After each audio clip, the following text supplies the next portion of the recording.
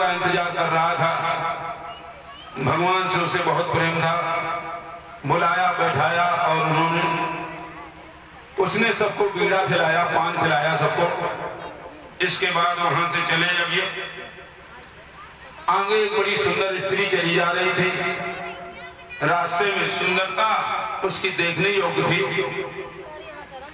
वो सुंदर स्त्री जा रही थी।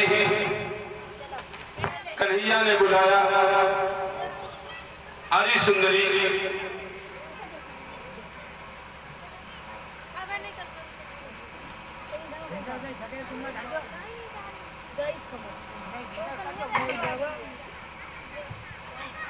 हाँ, कन्हैया ने कहा सुंदरी सुनो।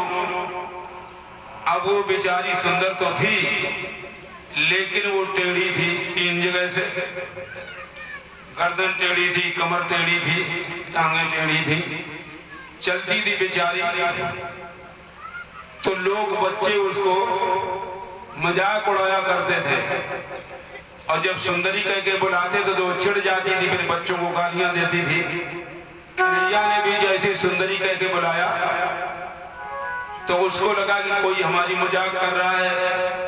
तो एकदम गुस्से से पीछे मुड़ करके देखा, जैसे कन्हैया श्याम सुंदर को देखा, तुरंत मुस्कुरा पड़ी और आकर कहने लगी, श्याम सुंदर, आज हमारे बड़े भाग हैं जो आपने हमें दर्शन दिए हैं।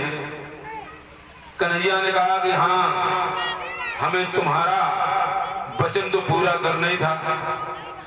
ये कुब्जा नाम की सुंदरी थी जो मथुरा में रहती थी।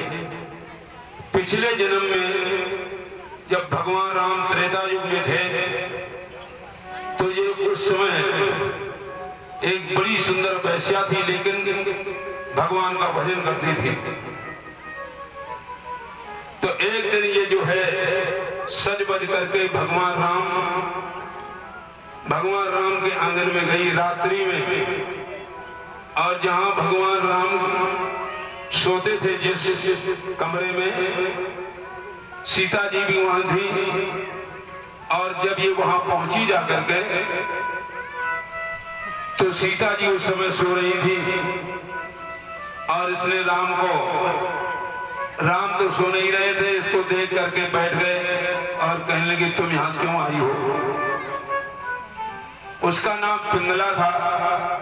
कहने लगी कि महाराज, मैं आपके साथ में शादी करना चाहती हूँ, मैं इसीलिए आई हूँ। राम ने कहा कि तुम पागल हो गई हो, तुमने सुना नहीं है? मैं मर्यादा पुरुषोत्तम राम हूँ। मुझे एक स्त्री के अलावा कोई दूसरी स्त्री की तरफ देखना भी पाप है। मैं अपनी पत्नी के अलावा सबको माँ और बहनें समझता हूँ, इसलिए तुम जाओ। और मैं समझता हूँ कि तुम हमें बहुत प्रेम करती हो, तो इसलिए जाओ। द्वापर में हमारा अवतार होगा दुष्टों का संहार करने के लिए, तब मैं आकर के तुमसे मिलूंगा, तुम्हारी इच्छा पूरी करूंगा। तो आज वो कुब्जा भगवान श्याम सुंदर उसके यहाँ का जाते हैं और